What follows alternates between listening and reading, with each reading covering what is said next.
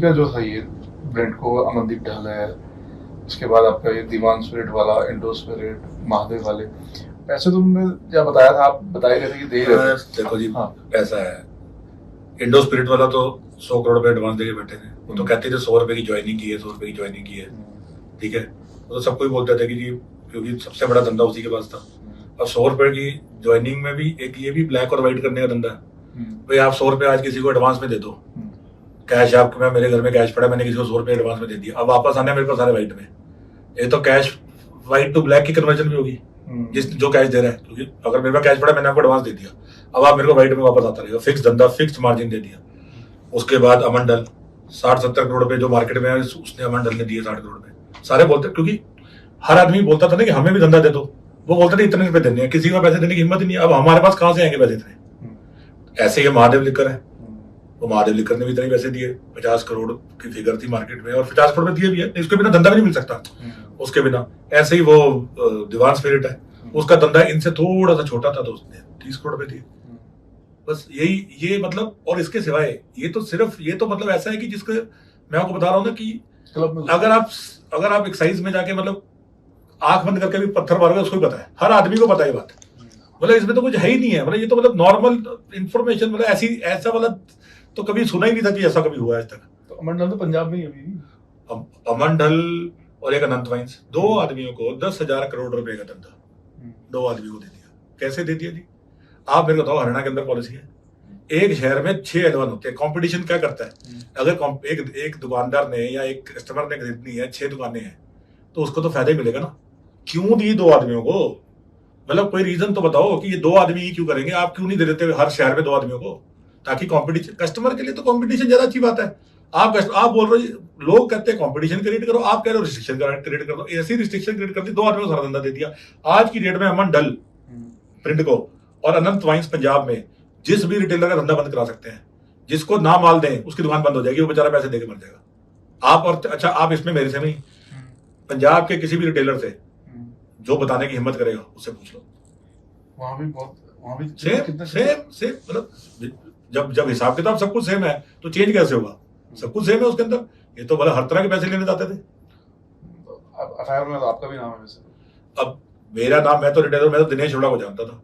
अब लोग मेरे को लोग दिनेश अरोड़ा बोलते रहते हैं, मेरा नाम अमित अरोड़ा है जी, अमित अरोड़ा। मैं दिनेश अरोड़ा नहीं हूँ, मेरे को कोई L1 का धंधा नहीं मिला, 1% का भी धंधा नहीं मिला।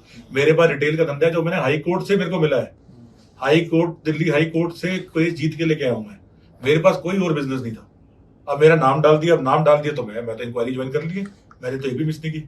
पॉलिसी बनाने में तो सारा काम जो है वो विजय नायर का था, समीर महेंद्रू का था, अमन ढल का था, मैडम चड्डा का था, और एक अरुण पिल्लई नाम का साउथ से। ये जो अमन ढल है वो ब्रिंडको है, और जो समीर महेंद्रू इंडो स्पिरिट है, मैडम चड्डा महादेव लिकर है, और जो ये है क्या कहते हैं अरुण पिल्लई है। बनाया कितना होगा? अरे आप पैसा तो मतलब मैं बता रहा हूँ, अगर कोई बंदा ड्रग्स भी बेचे तो भी इतने पैसे नहीं बना सकता। 10 करोड़ रुपए भी लगाए होंगे और 150 करोड़ रुपए कमाए हैं अभी तक।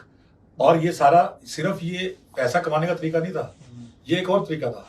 क्या किया, 100 करोड़ रुपए एडवांस दे दिए कैश में।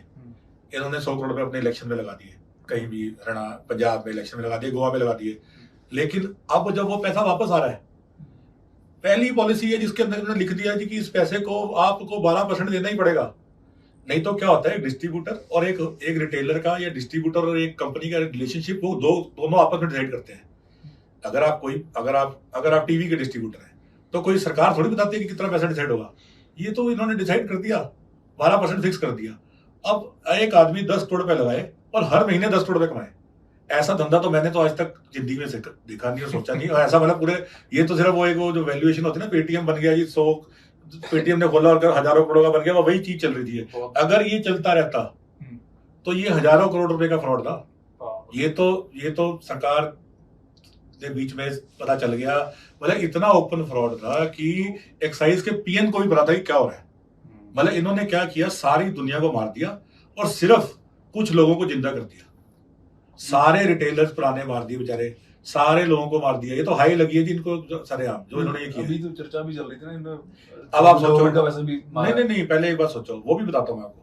पहले एक बात सोचो, पहले 10 लाख रुपए का लाइसेंस था होलसेल का, इन्होंने 5 करोड़ का कर दिया पूरे हिंदुस्तान में। मैं भी आपको बता रहा हूँ, पूरे हिंदुस्तान में कहीं दिखा दो 5 करोड़ का लाइसेंस हो।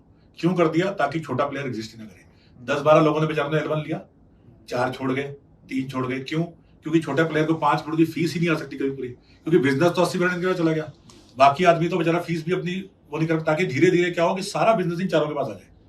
बेसिकली प्लान तो यही था कि सारा बिजनेस इन चारों के पास है। पूरा दिल्ली का बिजनेस जो 15,000 करोड़ रुपए की टर्नओवर का बिजनेस है, वो सारा बिजनेस इन चारों के पास आ जाए। अल्टीमेटली तो यही प्लान था। गवर्नमेंट को वैट नहीं देनी। गवर्नमेंट ने तो और इन्होंने क्या किया, क्योंकि इनको पैसे सिर्फ इनको किसी रिटेलर से पैसे नहीं मिल रहे थे, इनको पैसे मिल रहे थे होलसेल से। ये चाहते थे बहुत सारी होलसेल हो। बहुत सारी होलसेल कैसे होगी? जैसे बाकी स्टेट्स ना, हरियाणा में बाकी स्टेट्स में कोटा फिक्स हो जाता है कि आपने मैंने बिड की, फीस की 200 करोड़ रुपए की, तो 200 करोड़ रुपए तक की एक्साइज का कोटा फिक्स है। उसके ऊपर अगर मैं दारू खरीदता हूँ तो मेरे को फिर से पूरी एक्साइज 165% की एक्साइज देनी पड़ती है। आज सर इन्होंने यहाँ पे क्या किया, जितनी मर्जी बेचो, कुछ कोई कोटा नहीं, 1 रुपया 1% लगेगा। इससे क्या हुआ, ये जो गुजरात का शोर मच रहा है ना, ये गुजरात में दारू कहां से गई है? ये गुजरात में दारू दिल्ली से जा रही है। दिल्ली से? दिल्ली के अंदर क्या है, आप एक सिंपल सी बात है जी, आप एक एनालिसिस कर लो, ऐसी कौन सी मार्केट बन गई दिल्ली के अंदर, ऐसा कौन सा बम फट गया दिल्ली में कि एकदम से जहां बेटी बिकती थी 4 लाख 5 लाख महीने की, वहां बिक रही है 15 लाख। ये सारे के सारे अगर ये एनालिसिस, अगर ये इस चीज को अंदर जाए तो ये जो गुजरात का शोर में जाते हैं ना कि गुजरात में दारू चली, गुजरात में दारू कहां से जा रही है? गुजरात में दारू दिल्ली से जा रही है। आज दिल्ली से जा रही तो पंजाब से जा रही होगी, क्योंकि पंजाब में भी सेम पॉलिसी लागू कर दी। पंजाब का प्लान क्या है? पंजाब में भी सेम, पंजाब में इन्होंने क्या किया, 12 की का 10% कर दिया, क्योंकि शोर मच गया था 12% का, तो 12 10 कर दिया, बाकी तो सब कुछ सेम है। पंजाब में रिटेलर छोटे कर दिए। आज जहां से नहीं जा रही तो पंजाब से जा रही होगी। लेकिन ये जो दिल्ली को, ये क्या चाहते थे कि दिल्ली एक्सपोर्ट, हमारे धंधे में इसको कहते हैं एक्सपोर्ट हब बन जाए, कि भाई सारी जगह जो दिल्ली से स्मगलिंग हो, सब जगह इनको तो अपने पैसों से मतलब है ना, होलसेल के। जगह कहीं से भी जाएगी तो इनको तो होलसेल के पैसे मिलेंगे 6%। ये जो 12% की ये थी कमीशन, उसमें 6% का था। ये सब इन्होंने ओबराय होटल में बैठ के, लोधी होटल में बैठ के, ये जो मैंने आपको नाम बताया, अरुण पिल्लई, समीर महेंद्रू, अमंडल, ये मैडम चड्डा, ये सब ने बैठ के इन्होंने पॉलिसी बनाई। ये सब ने बैठ के पॉलिसियां बनाई और उसके बाद इन्होंने 6% का गेम खेला और सबको मार दिया। ठीक है, सारे L1, सिर्फ L1 के ऊपर पॉलिसी दी जा रही। सिसोदिया तो इसमें बहुत बनाया हुआ सरकार ने, इनकी पार्टी। अब देखो जी, अब सिंपल सी बात है, ये कम से कम नहीं तो 3-4 हजार करोड़ की तो ये होलसेल पे प्राइस पे कर गए। उसके अंदर मरे भी 300-400-500 करोड़ पे तो बना ही लिया होगा। बाकी तो अब उसके सिवाय क्या किया भाई, इतना तो सबको, इतना तो मतलब कॉमन सेंस की बात है, इसमें तो कुछ है ही नहीं है।